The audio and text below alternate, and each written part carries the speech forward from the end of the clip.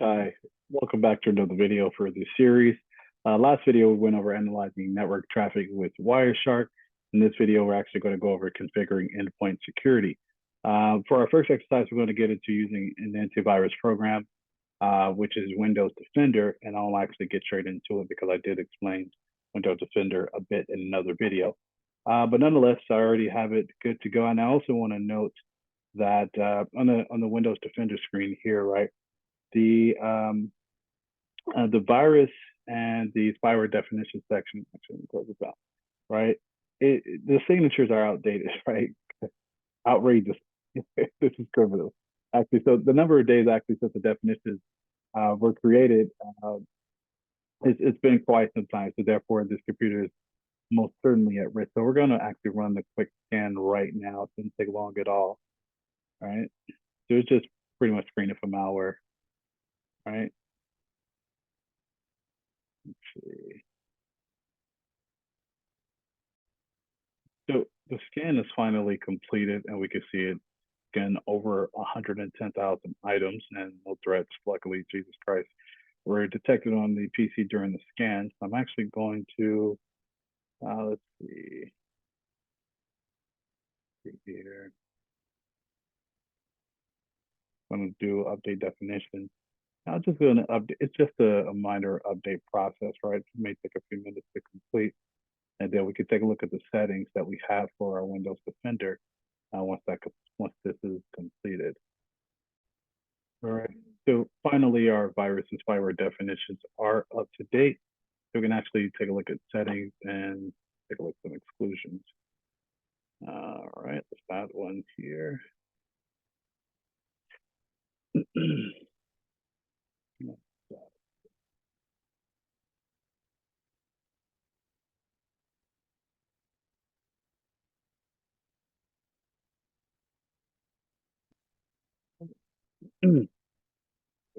Go back to the settings and we can actually again. All right, perfect. So let's actually go back to the home tab and let's do a cut. So look at this.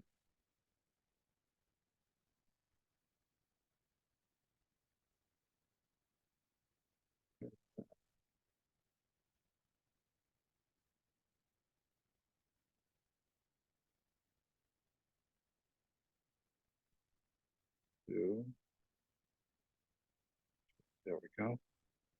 Perfect. So it's just going to automatically begin the scan of that folder. Should take just a few minutes. And then we can proceed to the next task, which will be using an online anti-malware scanner. All right, perfect. So the scan has completed. Even more items were, well, actually not more, last it was over 100,000. But nonetheless, we can move forward with using now an online anti-malware scanner. So in addition to the malware programs installed locally to the computer, we can actually take advantage of these, right, to check our system for any suspicious activity. So let's let's see, actually open up the internet here. Let me minimize this, fix that here. And,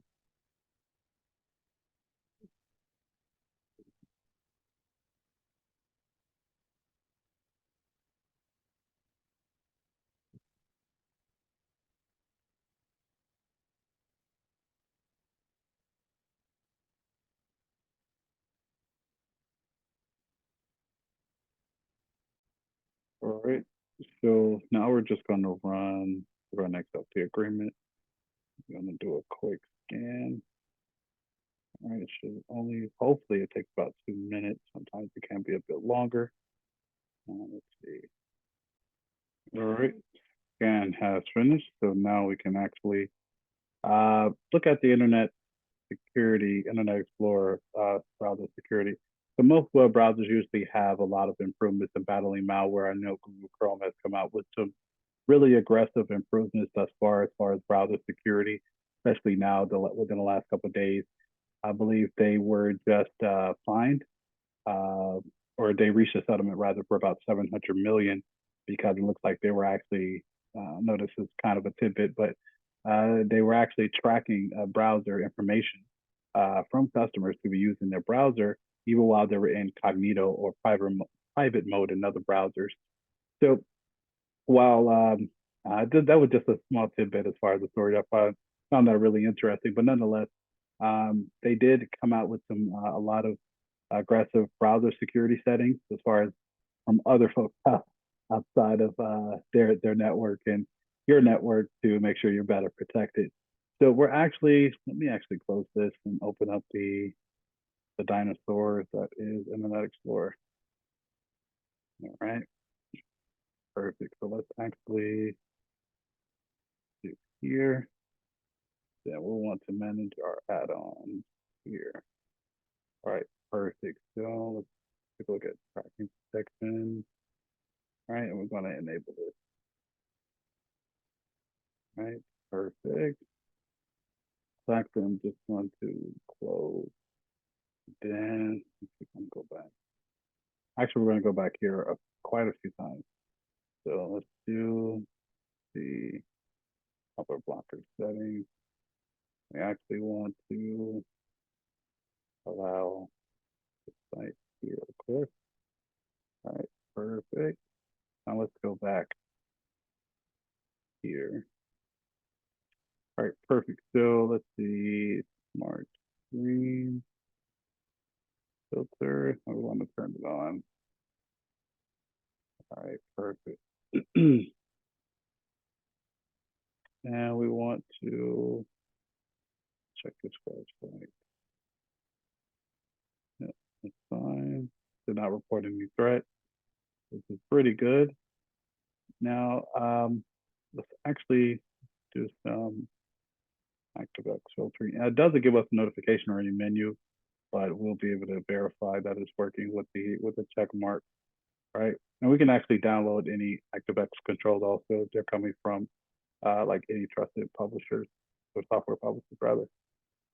All right, so let's take a look at in private browsing. Speaking of browser, Internet Explorer is watching us, but let's see. Let me actually do. So within the URL, right, there's usually, at least depending on the hypertext transfer protocol, there's usually a padlock sign, which means that the in private, at least for this browser, it's usually a padlock that indicates there's this private mode assures that like there's no private data that's left after the browsing session is over. So to test that out, let's actually go here to this site, right? Then we should see a padlock once it's loaded. Right to it.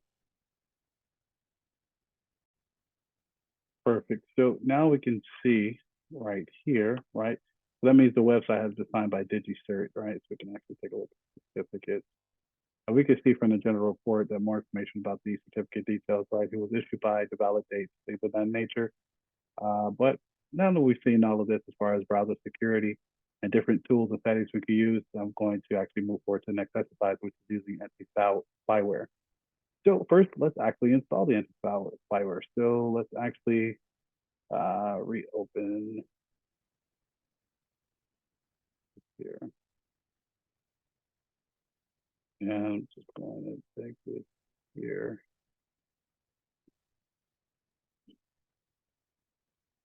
And we're going to download it. And once it's downloaded, I'll bring everything back up here. All right. So we've got our super anti-spyware installed, right? And it looks like should start scanning.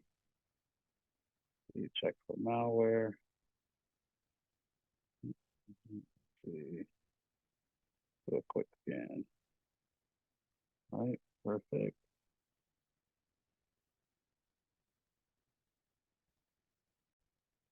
All right, so now the scan is completed. We can see that quite a few items have been detected.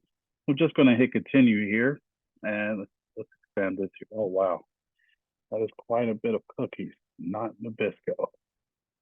All right, so just details, right, of the cookies. So just going to hit continue here so we can remove a few things. right? Right, so now we're back on the main screen, right?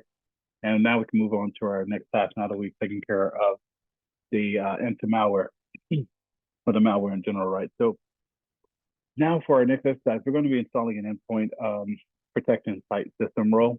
And before using the endpoint protection, right, we have to install on any one site system server. So we're going to learn how to install an endpoint protection site system role. And so in order to install the system role at the top of a standalone primary site, right, it's going to add protection to the primary site in sys 101 in the secondary server here. All right, so first things first, we're going to head over to configuration manager console, right? And we're going to, should take a few moments, head over to administration here, right? Site configuration, service and roles. All right, perfect. Now we see the servers and site system display here.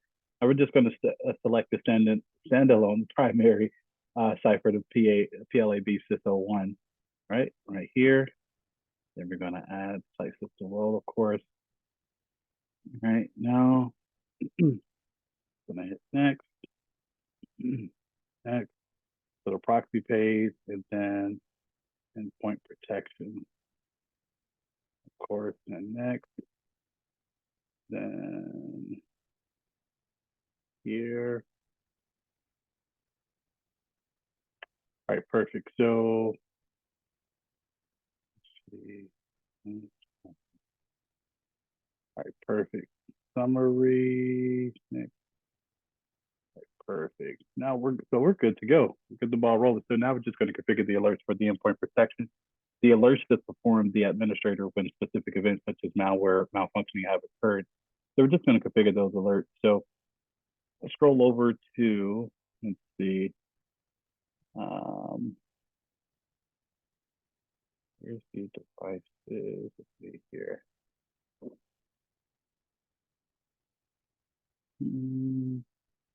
There it is.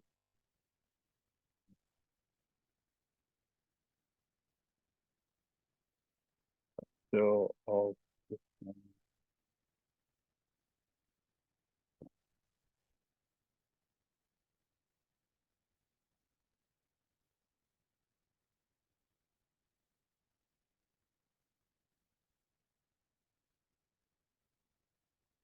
so we're adding a new alert threshold, right?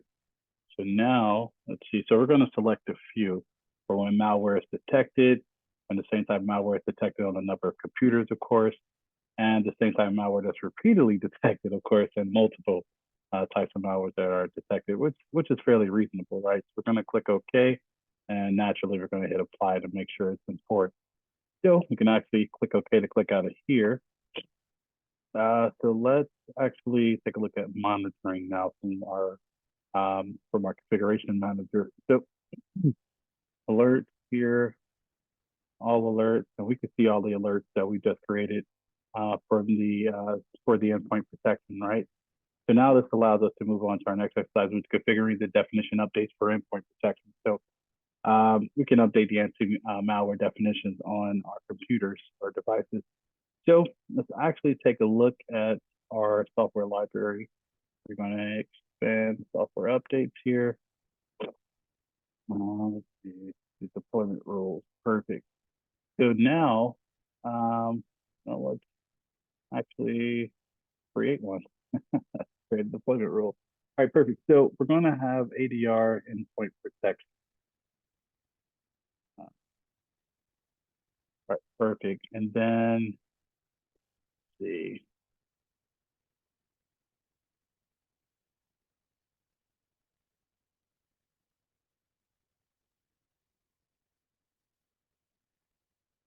If I could type, let's get this guy out the way. All right.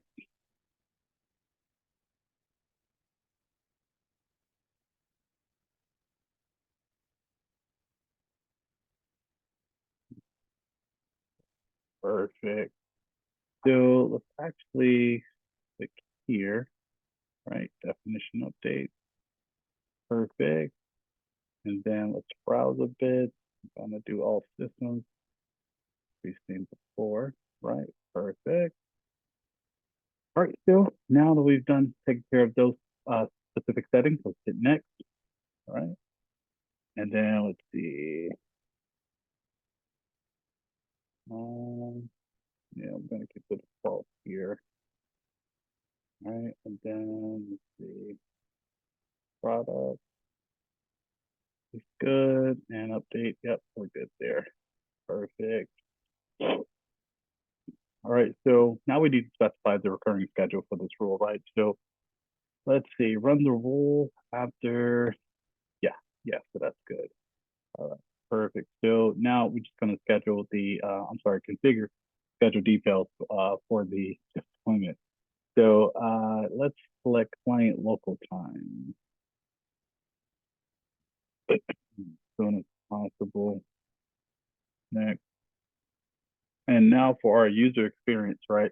We're going to specify the user experience for this particular deployment. So for this demonstration, we're going to, for user notifications, we're gonna stick with hiding in Software Center and all notifications, right? And then we want to also make sure that we have the servers and workstations as well. We can go to the next page for specifically our alerts.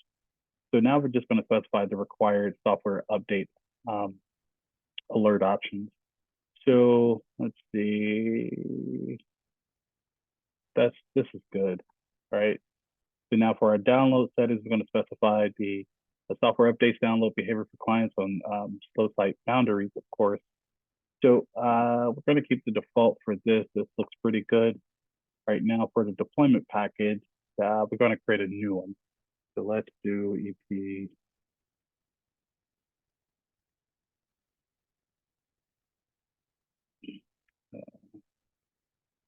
Can't spell, of course. All right, and package source. Let's see. Actually, you know what? Let me browse.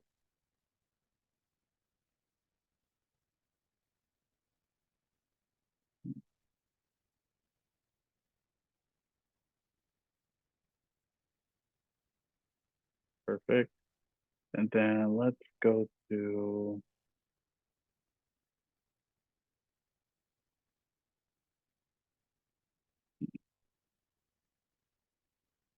yeah, I could type it in, but I wanted to manually take care of it.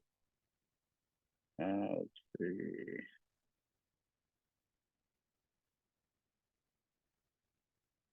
Yeah, it should be the local drive. Floppy. I haven't seen a floppy in God knows how long. Jesus. All right. That's interesting. Let's see. Yeah, that's fine. I'll just type it in manually here. Um,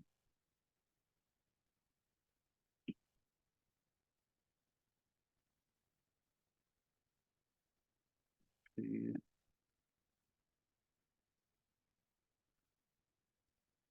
All right. All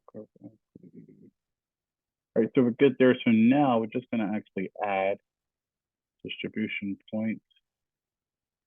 Of course, this one here, as you can see, it's added. Perfect. All right, so now that we're on the download location page, we're going to ensure that the download software updates from the internet is good to go. And we can head to the next one. For language, I only speak one.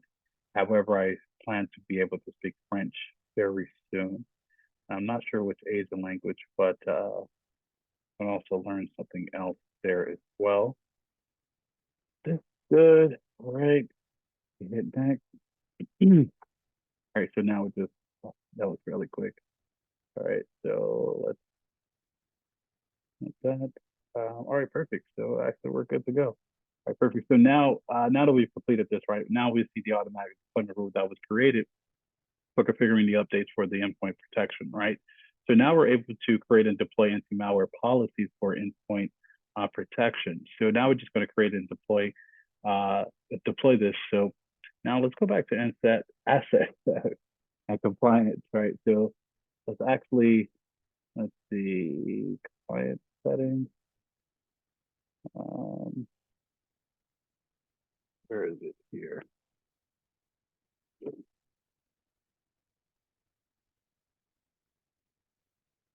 And there it is. Now we can create our policy.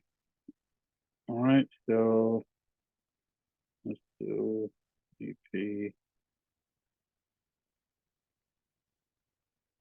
All right, actually, we want schedule, we want scan, we want default, real time, exclusion, advanced, threat override, all right, Microsoft, and definition update. So everything. Right. All right. So let's see. Um, scheduled.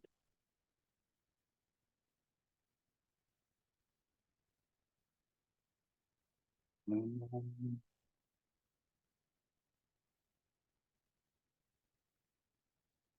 here. Go back here.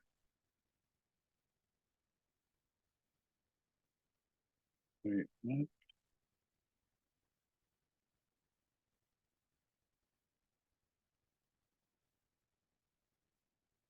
Yeah, that was weird. Okay. All right, perfect. So I was expecting it to still be back up, but I guess I closed out the window. That's why I was clicking around. But nonetheless, I just want to take a look at the schedule scans. Let's see, scan type, scan day, run a daily quick scan. All right, we're gonna actually keep this the way it is. So let's take a look at the settings here. Um, Scan email, email attachments, removable storage. This is good. That's good. All right, so take a look at the default here. So let's specify default actions. Let's take a look at exclusion settings. Let's see. We gotta specify the path of the files and the folders to exclude from the protection scan. So it's actually fine. All right, so let's actually take a look at advanced. See, this is good as well. What I'm looking for particularly is making sure that everything is in alignment with when we run the scan, we won't run into any hiccups, right? So specifically, any configurations that may be or controls that may be they may not may not be able to allow it to run fully as well as we'd like. I'm just looking for particular things. I don't want to get too much into it because the video is long enough. But I'm going to keep the threat overrides here at the default setting as well. So let's actually take a look at the protection service. Let's see. Let's actually make sure that, let's see, do not join maps is good. All right. Allow users. No, it's good. All right, perfect. Definition updates lastly. Um, this is good. That's good.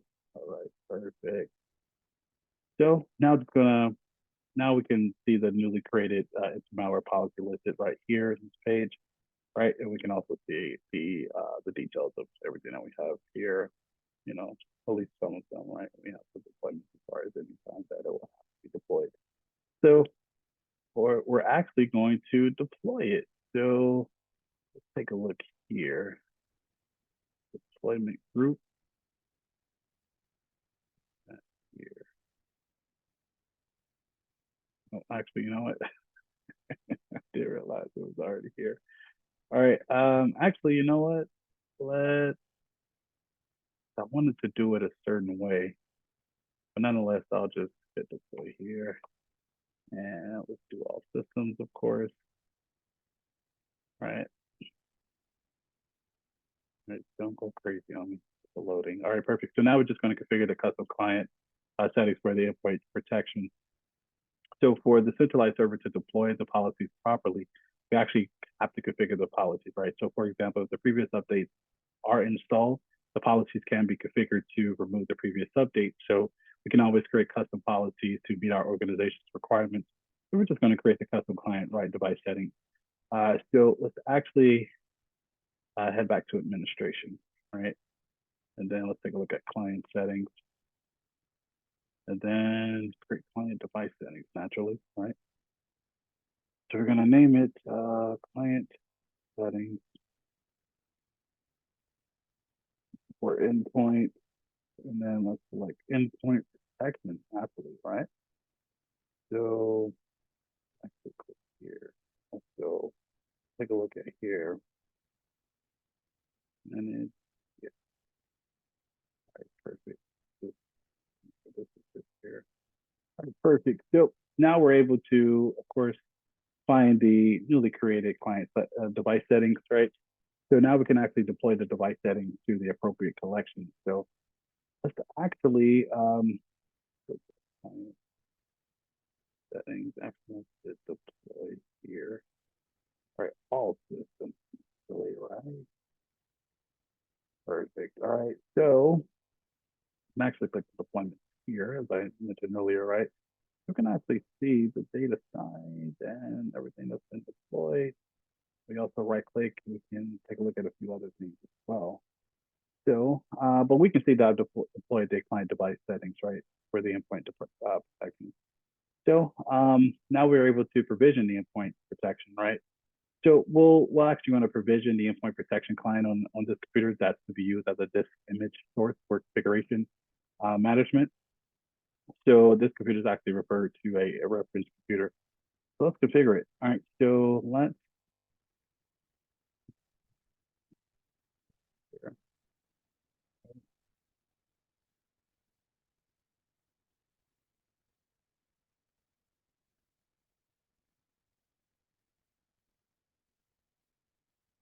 yeah,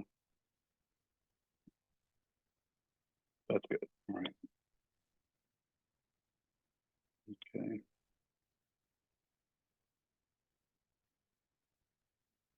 perfect. All right, so we're in. All right, just let's clear for a second because I'm not used to this archaic looking interface. But nonetheless, go ahead with our next command here. Perfect. All right, so now the client installed successfully. So it's just performing it performed rather a system update or definition update rather check automatically. So now we're just going to verify the endpoint protection installation. So let's actually um,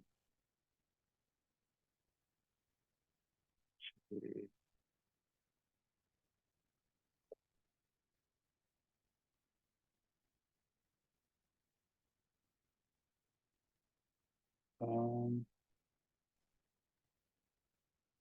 let's go with something here.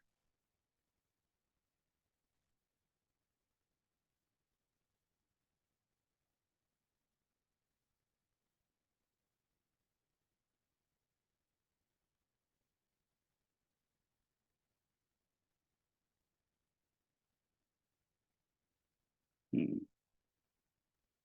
It should be what I'm looking for is, let's see.